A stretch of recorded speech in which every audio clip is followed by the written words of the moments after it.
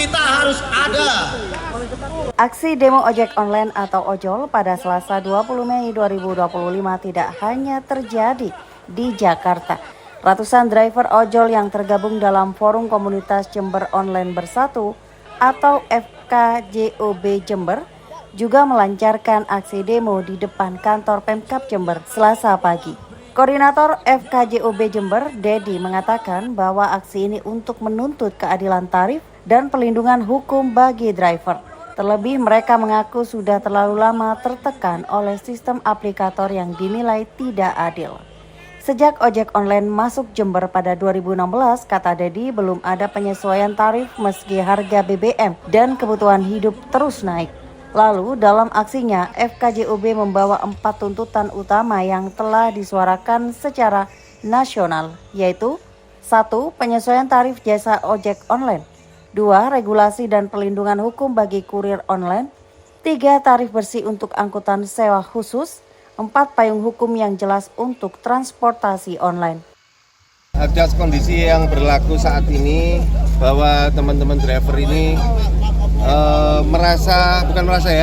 memang sudah berjalan hampir 7 tahun, hampir 2016 kita ada di Jember. Sampai dengan sekarang teman-teman ini tertindas secara aplikasi. Jadi tarif-tarif yang sudah ditetapkan itu sampai saat ini tidak ada perubahan sama sekali. Padahal inflasi, terus kemudian BBM itu sudah ada kenaikan berapa kali. Tapi sampai dengan saat ini tarifnya masih tetap. Jadi itu yang memberatkan teman-teman untuk bekerja di transportasi online. Nah, kemudian kita juga sudah melakukan kajian sama teman-teman di jaringan kita nasional, hampir seluruh Indonesia. Kita bikin kajian, ada 4 tuntutan yang saat ini kita layangkan. Yang pertama soal tarif R2. Tarif roda 2 ini yaitu yang kita sebutkan tadi masih belum ada penyesuaian. Memang di customer ada kenaikan, tapi itu kenaikan masuknya ke aplikator, bukan ke driver. Nah, ini yang dianggap tidak adil bagi kita ya. Ada kenaikan benar, tapi masuknya ke aplikator. Jadi kalaupun nanti akhirnya kita hitung bukan 20% lagi potongannya, tapi lebih dari 30 sampai 40%. Ya, dengan tarif 10.000 yang biasa diterima oleh teman-teman driver itu 6.000-an. Ini kan nggak adil banget bagi teman-teman. Nah, kemudian poin yang kedua, tuntutan yang kita ajukan secara nasional itu regulasi transportasi barang. Ini teman-teman yang notabene bekerja di kayak semacam kurir online, ini tidak ada perlindungan hukum sama sekali sampai saat ini. Ini kita juga mendorong agar pemerintah pusat, dalam hal ini Kementerian Perhubungan sama Kemendikbud itu membuat regulasi yang baru. Terus yang ketiga, tarif bersih angkutan sewa khusus yang mungkin kita kenalnya taksi online ya. Taksi online ini sampai dengan saat ini pun tidak ada penyesuaian harga. Padahal harga BBM sudah berapa kali naik, tapi tetap harga yang berlaku saat ini harga 4 tahun yang lalu. Itu yang keempat adalah regulasi transportasi online. Regulasi transportasi online ini sampai saat ini masih belum bisa diterapkan karena di Kementerian Kemendikbud juga masih belum ada payung hukumnya. Artinya begitu ada permasalahan yang menyangkut pautkan dengan aplikator, pihak Kementerian Perhubungan tidak bisa memfollow up. Nah, ini yang kita dorong nanti setelah demo ini, kita berharap dalam waktu dekat kita akan berangkat ke Jakarta untuk mempush apa yang menjadi tuntutan ini ke kementerian.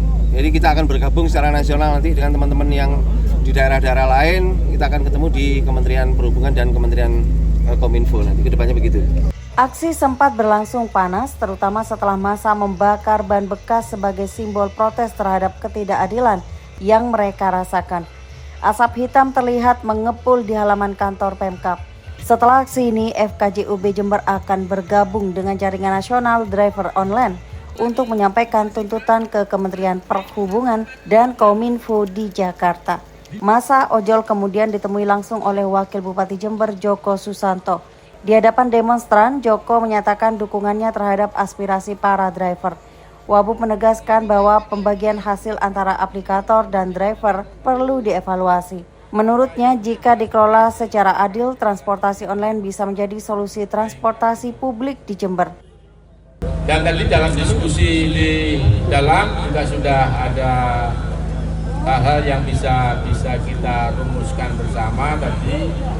Yang pertama kita akan bentuk tim kecil untuk diskusi menindaklanjuti aspirasi panjenengan semua.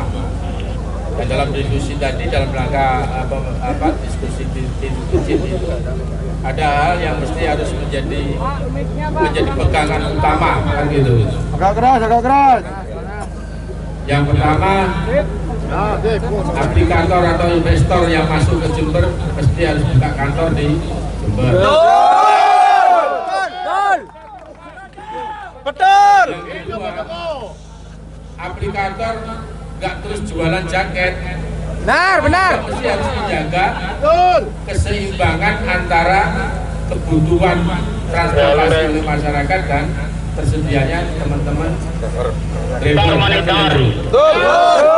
Ini diperlukan, ini sangat penting pemikiran ini, karena jangan sampai teman-teman driver ini sehari cuma narik satu, ini kan nggak ada yang bisa dibawa pulang.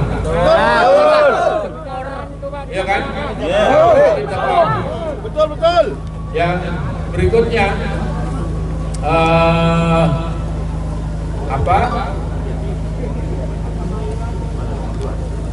masalah potongan atau pembagian itu yang harus kita bicarakan dengan aplikator. Betul, itu yang utama. Ya kan? Kalau masalah atas bawah ini sebetulnya menurut saya jangan menjadi fokus panjenengan semua, tapi pembagian dari ini yang mesti harus lebih dibicarakan. Kalau masalah atas dan bawah, implikasinya nanti pada masyarakat kita juga. Ya kan? Kalau transportasi ojol ternyata menjadi mahal kan tidak diminati. Betul. Cara-cara seperti ini akan tercipta iklim di Jember ini yang menempatkan transportasi online itu menjadi pilihan utama di Kabupaten Jember. Joko berharap aspirasi para driver bisa mendorong lahirnya regulasi nasional yang mengatur dengan jelas status dan perlindungan hukum bagi para pekerja transportasi daring. Laporan Dwi Mega, Tadatu DTV Jember.